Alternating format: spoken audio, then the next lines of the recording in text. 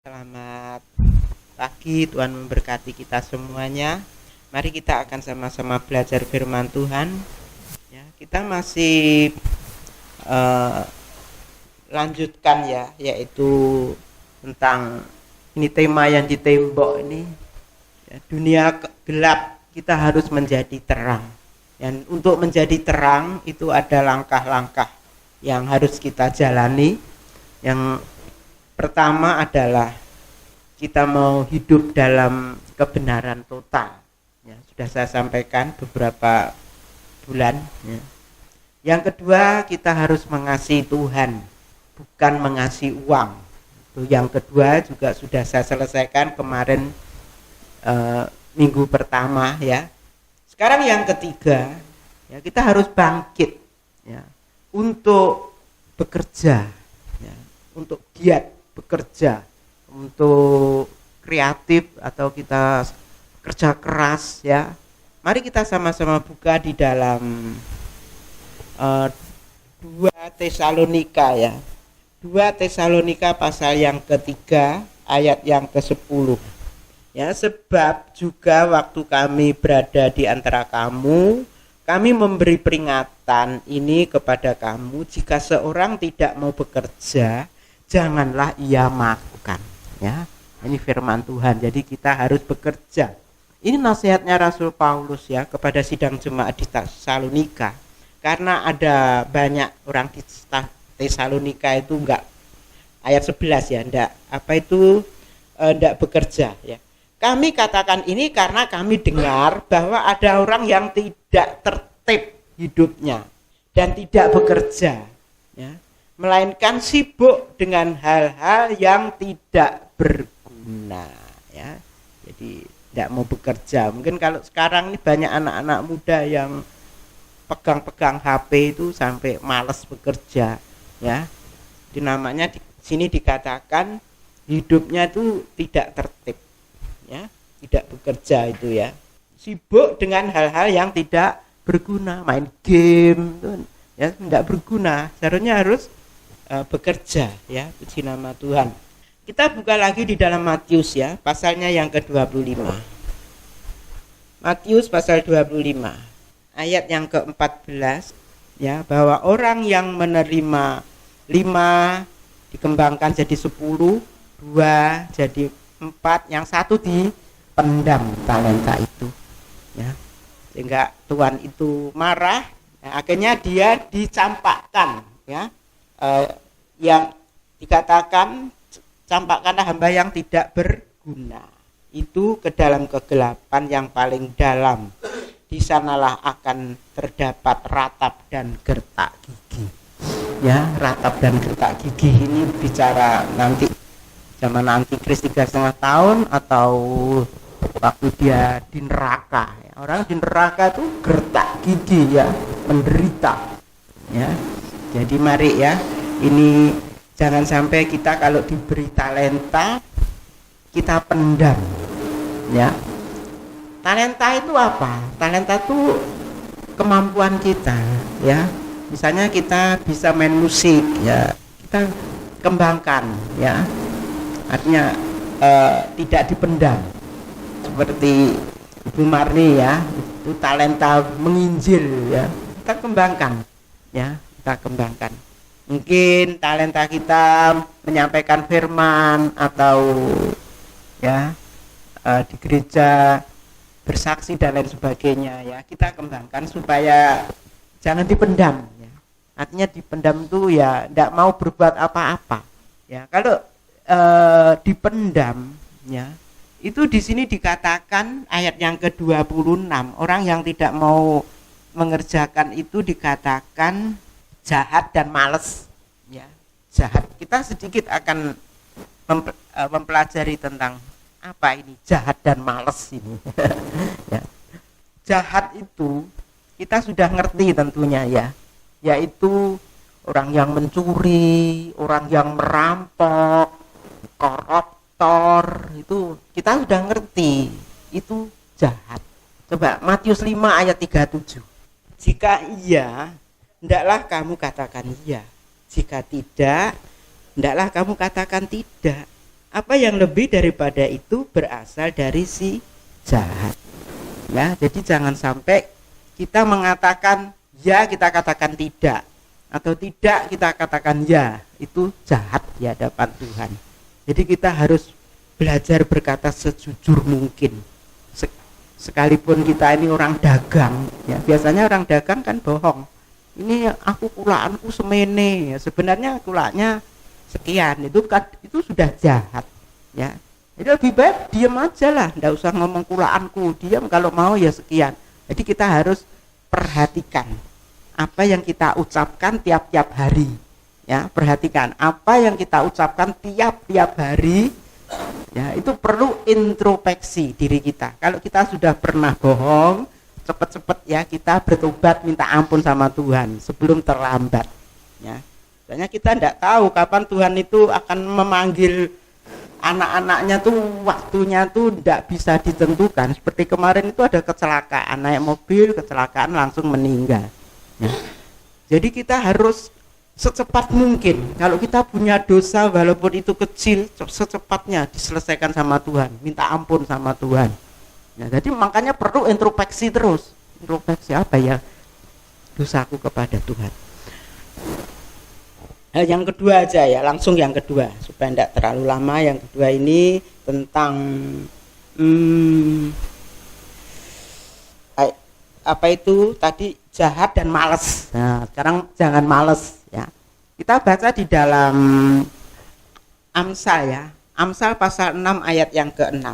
Hai pemalas, ya, pergilah kepada semut, perhatikanlah lakunya dan jadilah bijak, ya.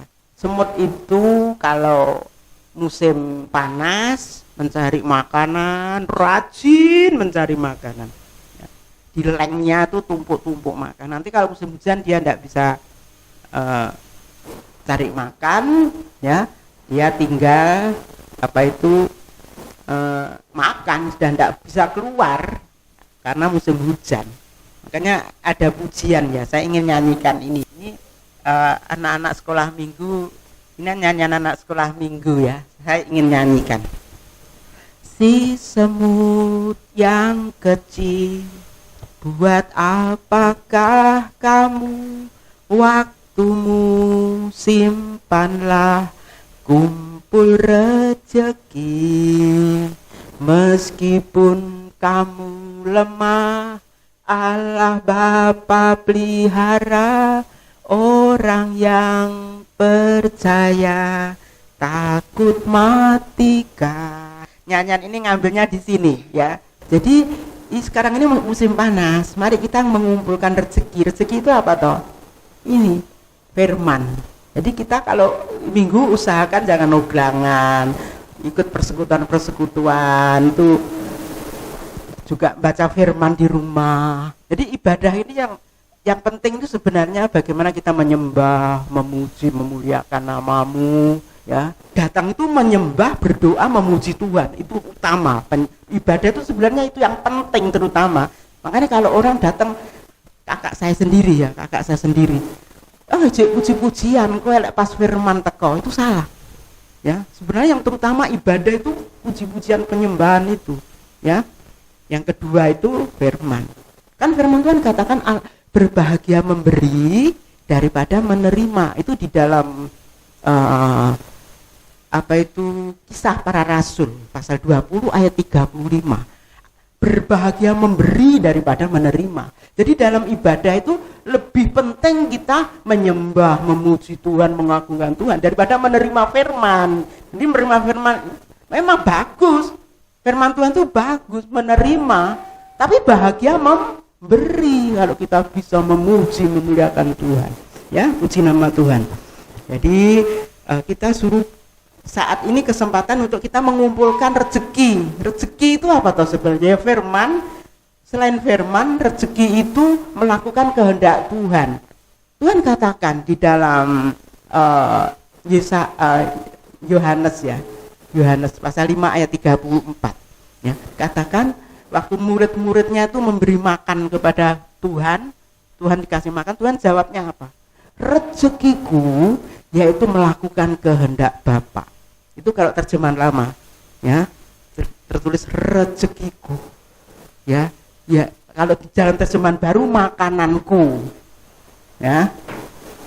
Atau kita baca aja Yohanes 4 ayat 34 coba. Yohanes 4 ayat 34. Kalau terjemahan lama, Alkitab terjemahan lama itu makananku itu rezekiku. Tuhan berkata, rezekiku ialah melakukan kehendak Dia yang mengutus aku dan yang menyelesaikan pekerjaannya. Jadi kalau kita bisa melakukan kehendak Tuhan, itu sebenarnya kita mendapat rezeki secara rohani. Kalau berkat rohani sudah kita terima, pasti berkat jasmani ngetut nih memberkati kita. Jadi karena cari dulu kerajaan Allah dan kebenarannya, maka semuanya akan ditambahkan kepadamu. Yang rohani itu kita utamakan dulu. Nanti jasmani akan mencari kita, ya. Itu. Puji nama Tuhan, ya. Selanjutnya kita akan baca di dalam Amos, ya, Amos 8 ayat 11. Ya, sesungguhnya waktu akan datang, demikian firman Tuhan Allah, aku akan mengirimkan kelaparan ke negeri ini, bukan kelaparan dan akan makanan dan bukan kehausan akan air, melainkan akan mendengarkan firman Tuhan. Mereka akan mengembara dari laut ke laut, menjelajah dari utara ke timur untuk mencari firman Tuhan, tetapi tidak mendapatkannya. Jadi ini nanti akan ada bela kelaparan. Manusia itu akan mencari dari timur ke barat, dari utara ke selatan, dari laut ke laut untuk mencari firman, tetapi tidak ketemukan, ya, firman diangkat. Ya, makanya sekarang ini musim panas, kita mengumpulkan itu firman, ya. Nanti ada waktunya firman sudah diangkat. Ya, jangan sia-siakan, ya, waktu-waktu kita, yaitu untuk cari firman, yaitu mencari kehendak Tuhan yang merupakan rezeki secara rohani, ya, supaya nanti ada waktunya kita tidak kecewa, ya.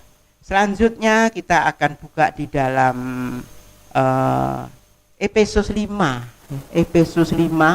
ayatnya yang ke-16, ya. Hari-hari ini jahat. Saya beberapa hari mendengar kecelakaan orang yang meninggal, ya. Hari-hari ini jahat.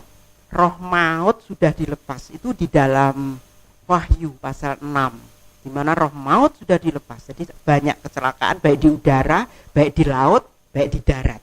Dikatakan hari-hari ini hari jahat. Makanya di sini dikatakan pergunakanlah waktu yang ada. Jadi waktu ini kita pergunakan baik-baik, ya, karena hari-hari ini adalah jahat. Jadi ini waktu ini adalah waktu emas. Emas itu mahal, kan? Kita harus menghargai waktu ini lebih daripada emas, ya, supaya kalau jangan sampai kecewa, ya.